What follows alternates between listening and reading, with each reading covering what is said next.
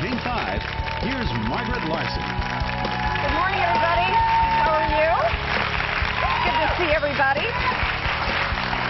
Hi there. We have a great new day coming up, and we're very, very happy that you've joined us. We love to see young people in the audience, too. As you know, the new driving laws that prohibit teenagers from texting or talking on their cell phones in the car go into effect tomorrow. So today, an incredible story about a family's loss that brings home exactly why we must reach our kids about the importance of avoiding distracted driving. Also today, Verity Credit Union is here to tell us what we need to know about college kids and credit. If you have a child headed off to college or away at school already, it is very important financial advice. PCC is here with some natural ways to protect ourselves from the sun. And the star of the hit show Ice Road Trucker will join us. Plus, a quick shout out today to the Rat City Roller Girls. They were one of our very first guests on New Day Northwest when we got started, and they tell us that they just hit a new all-time high attendance record at the Key Arena, so we wanted to congratulate them. I've had a chance to go see them. It's terrific fun. They were skating here in our studio. I don't know how they managed that, but these girls can skate, so we hope you'll go out and support them and have a great time at the Key when their show is on. But first today, we start with a story that could literally save your life. If you're a parent, a grandparent, or a young driver, this is something you truly need to hear.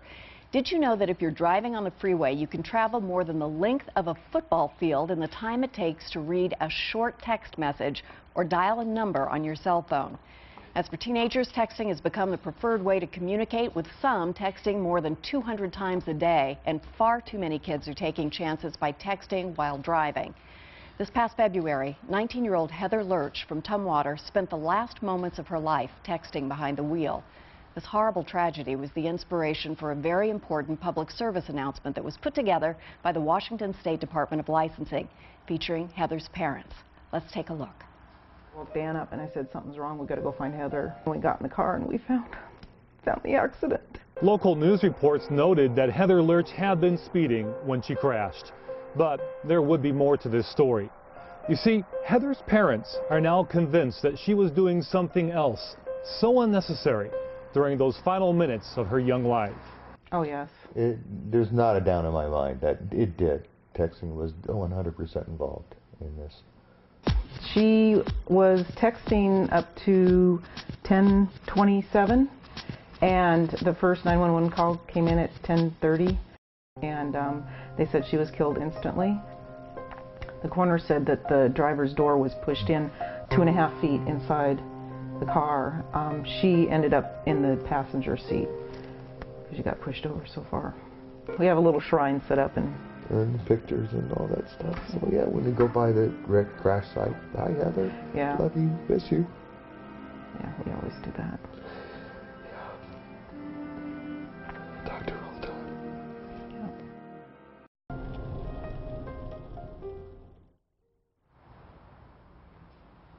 It's so incredibly hard to watch because it really is every parent's nightmare and not the cliche, the real thing. This is State Patrol Trooper Brandy Kessler, and she's brought Heather's car with her today so we can see what happened. Thank you for joining us. And we see the sign that's on her car, and I know you're using this as a display for teenagers.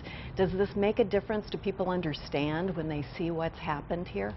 It absolutely does. We've had it at 5 different events now, including an event at Tumwater High School, but everybody that walks up to this is just taken away by the destruction of this car.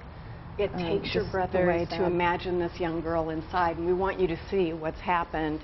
I saw this a few minutes ago for the first time, and it is just heartbreaking. She was texting. Was it an emergency? No, it wasn't an emergency. The texting that was going on was somebody who she had just met, and they were just saying, hey, nice to meet you, we should hang out sometime, that would be great. Did she run a light, or what happened? Obviously she got hit right in the driver's side door. Right, she had left work that night. It was about 10 o'clock. She had left work from Subway in Tumwater, driving on a road that she drives every day to go to and from her house, and normally driving 50 miles an hour, which was the speed limit. Normally roads are dry, that area. They were wet that night, and she was sending these text messages to this young man, and right before a 35-mile-an-hour corner, she lost control.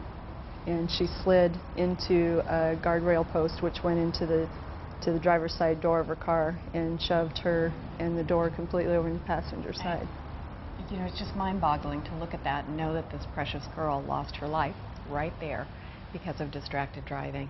Trooper, thank you very much. We have some other guests we want you to meet today, some people who are working on this issue, and you know, we can't urge you enough to think about this, whether you're a teen or an adult, but especially if you're a parent or a grandparent. There are things that you can do that make all the difference. Tony Sermonti is here from the Department of Washington State Licensing. Tony, tell us, just remind us of the new law, what it is. It goes into effect tomorrow. Yeah. What is it that we need to know? Well, the law goes into effect tomorrow, as you said, actually 12:01 a.m. Hang up and drive. That's our message. Yeah. Distracted. All of us. All of us. You know, texting while driving, talking on the phone while driving, it's dangerous. Yeah. Now, for teens, no nothing. With or without a hands-free device, our teenage drivers, with this new law, are prohibited from using the wireless devices in the car.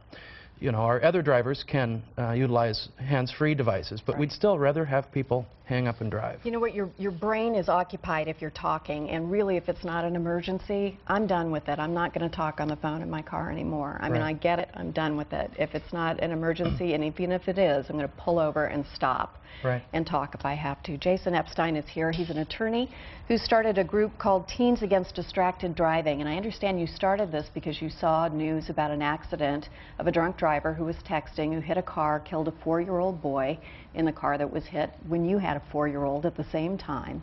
So this meant the world to you and really hit home. What is your group doing? What is the project about? Well, really, our goal is to stop texting and driving with the most prevalent group that do it, which are teenagers. And the data shows that teenagers text more than any other group. 15% of teenagers text over 200 times a day. The average teenager texts over 50 times a day. So really, they're going to be the hardest group to get to give up texting. And not only that, they're the most at-risk group driving anyways. So the combination has just been lethal, and we have to stop it. Absolutely. We have to stop it. Jenna is in the audience. She is attending the same school as the one that Heather graduated from. Where are you, Jenna? And I know you've started a program. You actually wrote the grant for a program at your high school, which is amazing. And I understand it has enormous impact. Tell us what happens during this program when it's enacted at school. Well, Abby and I wrote this grant, and we got money from State Farm, and then we started working with Trooper Kessler and some people from Target Zero. And this grant basically just enabled us to get this message out to kids, because we all think that this isn't going to happen to us. This is going to happen to somebody else, or that's going to happen to them. It's not going to affect us. But the fact is we need to get everybody to stop texting and driving, because not only are we texting and driving, our friends are texting and driving while they're driving us. The people next to us on the freeway are texting and driving. So this message just needs to get out to our entire community. So this was really a community-based And the program involves somebody who is dressed as the Grim Reaper, I understand it, who goes into school and then removes a child from a classroom every 15 minutes. And why? What does that signify? Because that's how many times a teenager dies from a texting while driving accident. A teenager dies every 15 minutes. So they pulled them out of class, and then they dressed in black and painted their faces white, and then they were dead for the rest of the day. We took their cell phones. They weren't able to communicate with any of us, so it kind of just signified what it would have been if that person had died, how impactful that would have been for our classmates, for us to have that friend gone and not be able to talk to that friend. And 2 kids were actually also arrested for texting and driving, because it's not just the fact that even if you don't pass away, even if you don't die, you killed your friends, you killed other people on the road, or you injured somebody else. So we also arrested. And then the next day we had a mock crash, and we had Heather's parents speaking. We had the coroner come and talk to us. It was pretty, I've done many assemblies, and I've never seen 1,200 teenagers deathly silent. It was pretty powerful for everybody. That means that it got through, and we thank you very much. It's going to start with you guys talking to one another, I think, to make a difference. We encourage all parents and guardians to talk with your children about the high price of texting while driving. We have resources on our website to help you with this conversation, as well as a link to the Department of Licensing so that you can watch Heather's PSA, perhaps share it with your family. If you're a teen, we encourage you to sign the petition to not text and drive at teensagainstdistracteddriving.com. We say heartfelt thanks to everybody here this morning who helped us with this important story. Please, please talk to your family about this issue today. Don't wait. It would be the best possible tribute to Heather and to her family. We'll be right back.